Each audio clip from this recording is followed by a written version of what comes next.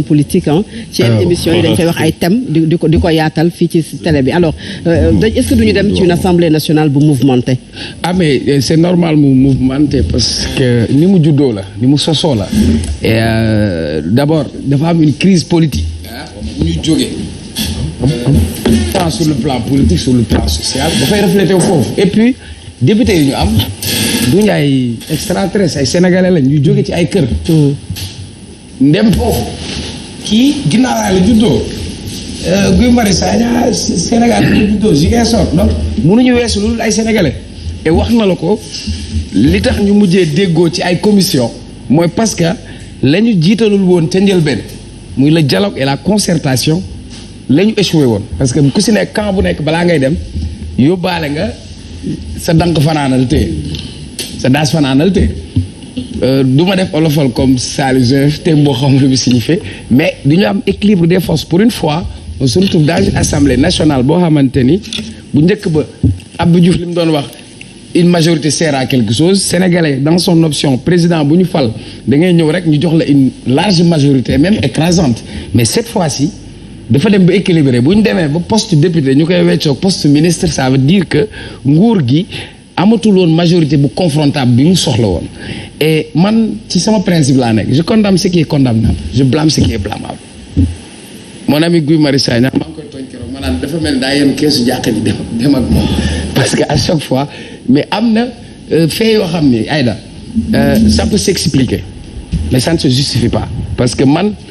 tey dama yeew rek je reçois un message de Guy mu bind affaire visa yi et cetera il m'a fait cette piqûre de rappel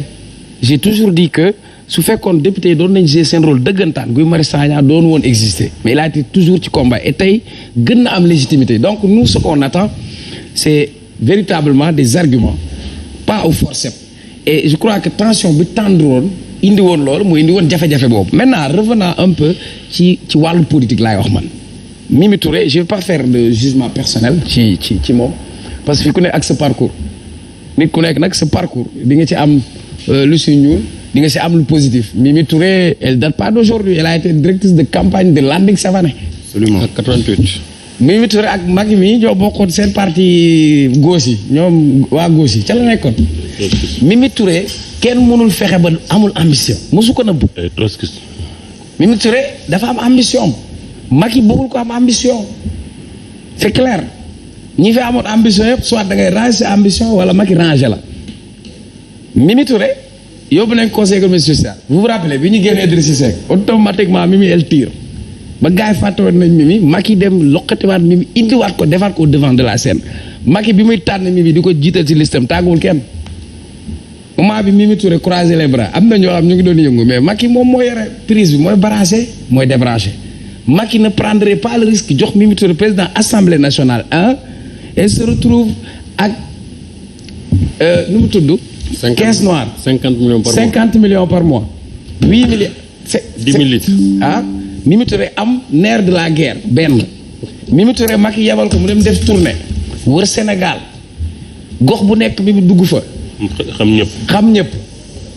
Macky du woon jël risque boobu du ko def donc préparé woon na son coup bu yàgg parce que Macky Mimi daa yàgg wax ni troisième mandat àndu si candidature machin Macky da koy teg fële sur les tablettes pour wax la sa première liquidation bi mu indee premier ministre def ko premier ministre boobu Khalifa Sall nekk ci digg ndëndëm nga jël Mimi Touré parachuté ko Grand Yoff tu savais que pertinemment su demee Grand Yoff day perte pour nga mën ko dindi donc question dauphinat politique bi la Macky di bañ sax déjà loolu benn la beneen hypothèse aussi mën na am Sénégalais victimisation def ça marche à tous les coups Macky sax mën na baara yëgoo ak Mimi sax da ngay xaw a mermerlu sax génn ñu tas carte gi loolu yëpp mën naa nekk parce que politique la Macky il fait de la haute politique ay schéma am mooy loolu maintenant fi nga xamante ni nit ñi ñu défendre et cetera mais du point de vue politique c'est-à-dire Mimi est-ce que yéexul de responsabilité parce que yow boo toogee ci kër amoo fa la neex benn yoon à 15 mois nga toog muñ ñaari yoon nga toog muñ est-ce que heure bi ak timing bi baax na et ensuite Macky ñoom ñëpp autant qu'ils sont Amadou Ba Mimi Touré ak Aly Ngouille Ndiaye ñoom ñëpp ku si nekk Macky da lay dépouiller ba pare dindi sa doole ba pare néewal la ba pare ba ñu fàtte la fii la dindi Aly Ngouille Ndiaye ba commencé sénégalais Aly Ngouille Ndiaye mu dindi ko Aly Ngouille Ndiaye dem fee commencé bay ay ñambi tey mu indi ko mu nekk ministre wàllu mbay mi c'est Macky qui est aux commandes et qui dirige maintenant li nga xamante ni mooy le vrai débat man li ma waxoon sànq ci postulat ne la Macky gouvernement bi 3e mandat am lay dox képp koo xamante ni nan ngaa xajamal cereem ji seen biir lu jëm ci wàllu 3e mandat Macky wàññi woon na sa doole xoolal exemple bi Amadou Ba nga waroon def premier ministre élection locale yi daf ko positionné woon lan moo tax mu jël ko tey lan moo tax mu Amadou Ba mu waroon ko def premier ministre mu nekk ci liste assemblée bi mu jiital mi bàyyi fa Amadou bu fekkoon dafa bëggoon Amadou nekk son dauphin da koy yabal mais Macky ne prendra pas le risque l'erreur que Wade avait commise jël Macky def ko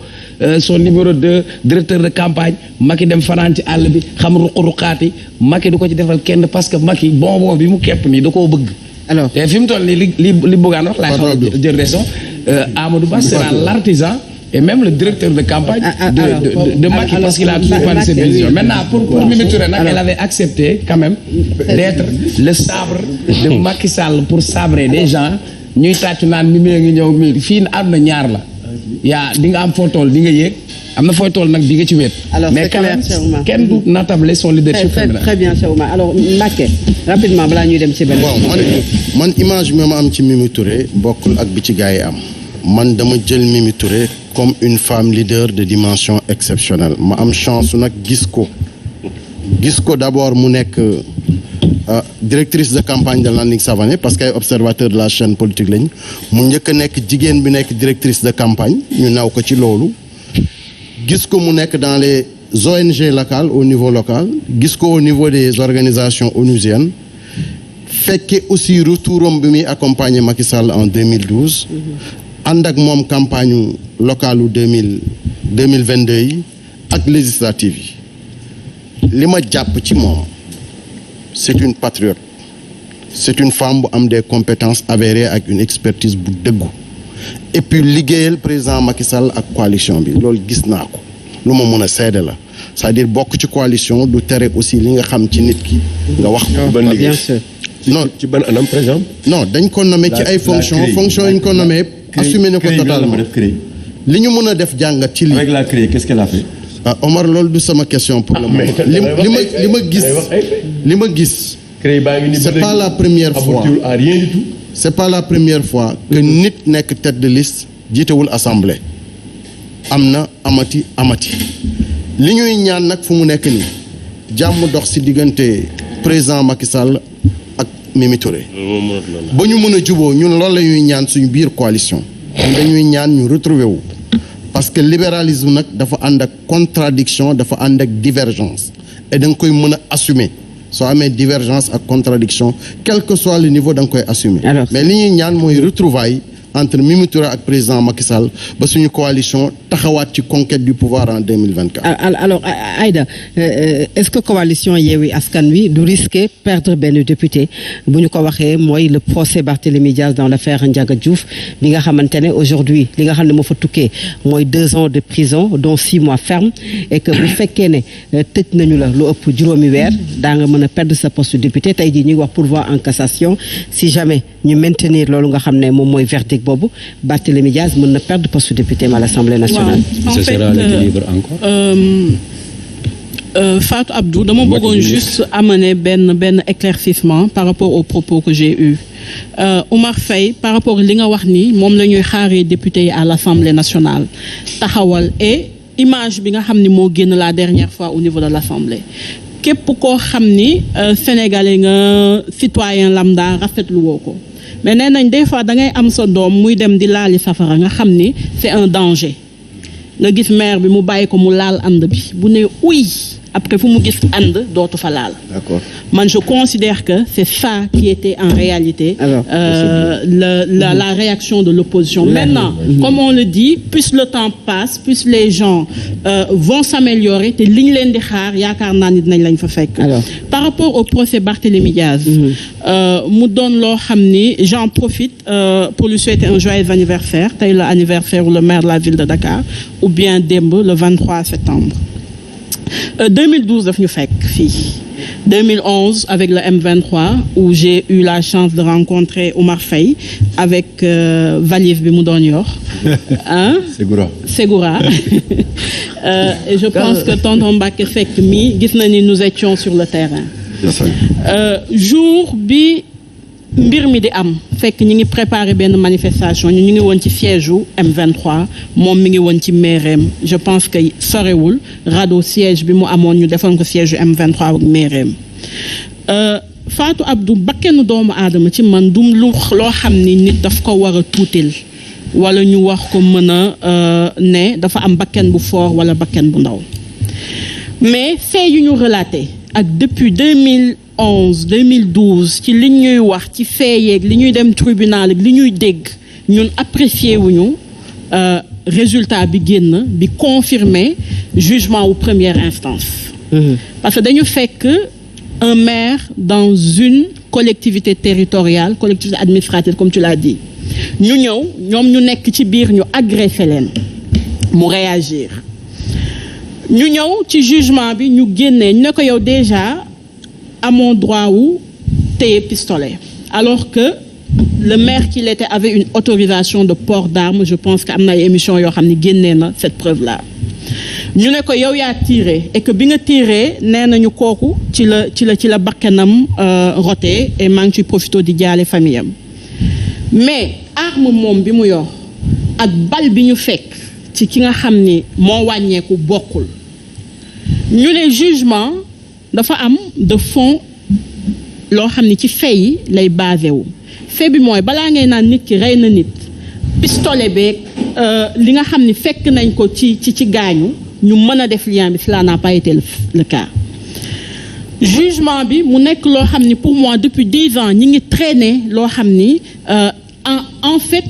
ci appréciation bi ko sénégalais yi amee ça devient une question politique et une question politique pour man waroon dañ ko dépasser waxuma ni que ki nga xam ni moo perdre bakkanam ci réponse bi loolu la waroon doon mais ba tey prouvé wuñ ni que l'actuel maire de Dakar moo ko rey parce que bu dee da nga ne da ngay rey ni dañ lay naan arme beeg bal bi c'est en conformité dañ lay naan et cetera loolu yëpp amul donc moi en mon humble avis jugement bi am avant-hier dañ koy ñaawlu te rafetlu wuñ ko maintenant mu perdre ci poste député am amagul jugement définitif parce que tant que cour je pense que le professeur mën na ma corriger bu ma juumee tant que cour de cassation joxewul une décision définitive nu ñu koy waxee son mandat le verdict aujourd'hui le député maire encourt amul benn risque boo xam ne mi ngi koy encourir donc loolu mbir la boo xam ne il faut que sénégalais yi bàyyi ko. Alors il a un délai 2 mois pour def pourvoi en cassation. waaw foofu nag laay waxee. Alors comme ces avocats annoncé nañu ko si jamais mu dem pourvoi en cassation ñu confirmer li nga xam ne mooy verdict bi là article L61 bu constitution bi nangootul ak article 51 bu règlement intérieur pour que mu wéy am poste député. foofu laay waxee xam nga pour l'instant yow doo juge cassation man du ma juge cassation. Moi j'ai posé des questions si jamais faut faire répondre si la jamais condition boobu laa indi pour peut-être leeral oui. Il y a aussi si jamais que les juges cassation ñu ci présomption man bi ma am sur les faits qui restent inchangés invariables ñu prouver l'innocence du maire qui a été accusé pendant 10 ans et que ñu acquitté ko. Oui. Donc il y a un si jamais négatif comme il y a un si jamais positif. Man je suis très positif des fois dans mes réflexions et dans mes attentes. Nee naa bu ñu demee ba résultat yi génn peut-être li ñu amul ci première instance ak résultat bi génn barki démb c'est le contraire mooy am. parce que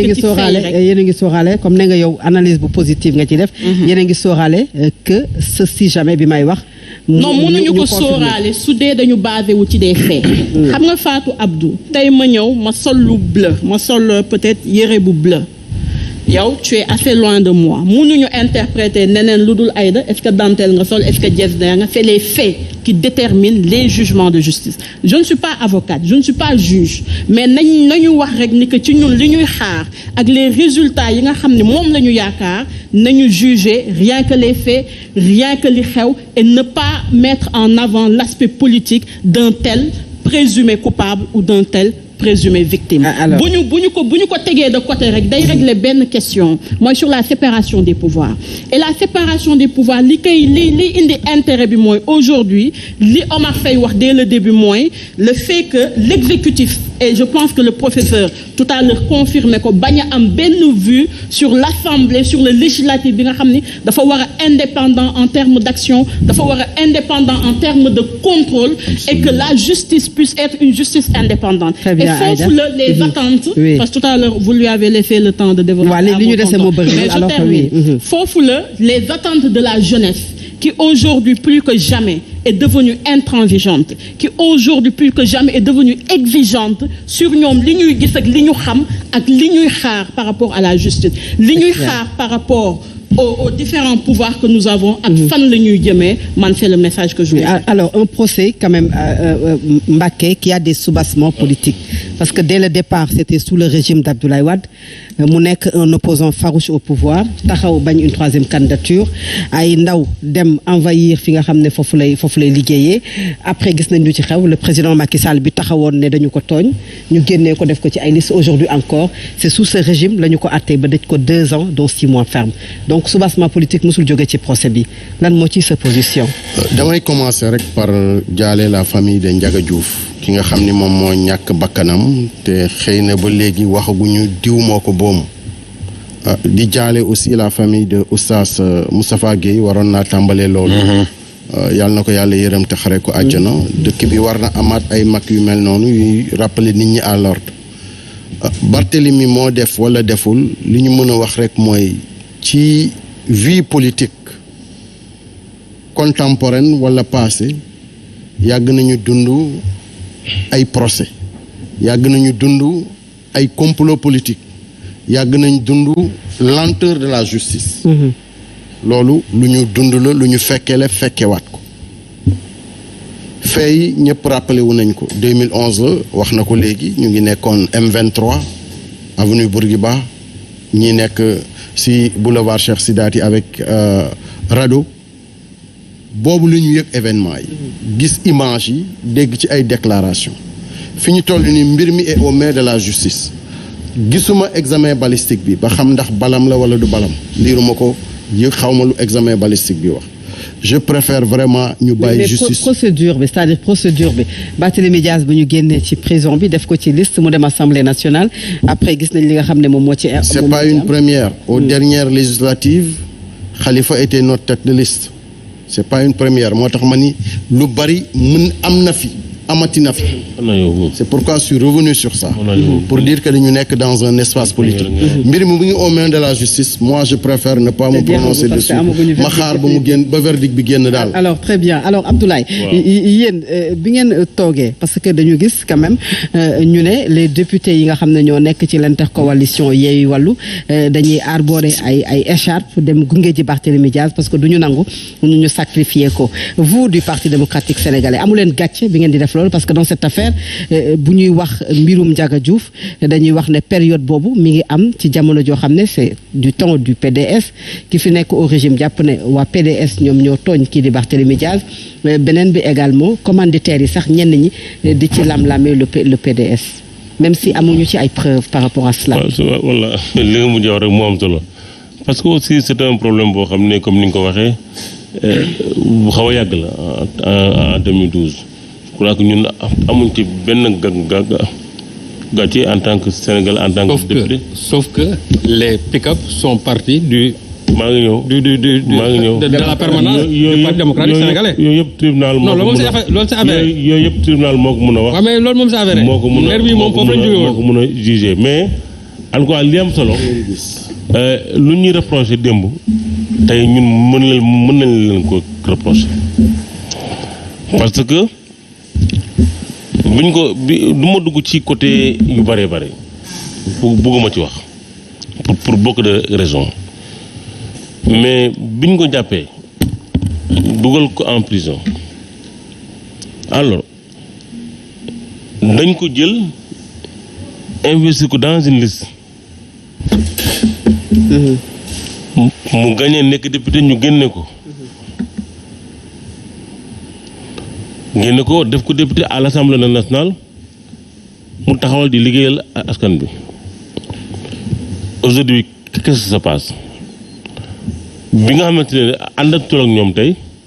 nekk ci beneen posture maintenant on est en train maintenant de le traîner en justice ba war ko mën a perteloo ci fi ñu jëm ba ko perte son mandat de député et de maire te ba la passé ñoom ñoo fexoon ba loolu nekkul. mais c'est le temps de la justice hein. C'est ça le problème donc nag bu ñu accuser kon nag bu ñu accuser de tort à travers. Il n'y a pas de jugement. Faut pas que ñu accuser de tort à travers donc je veux dire rek que ne la situation est telle qu'elle est ba la passé gis nga ko jugé nañ ko dugal nañ ko ñoom ñoo ko génne en prison mais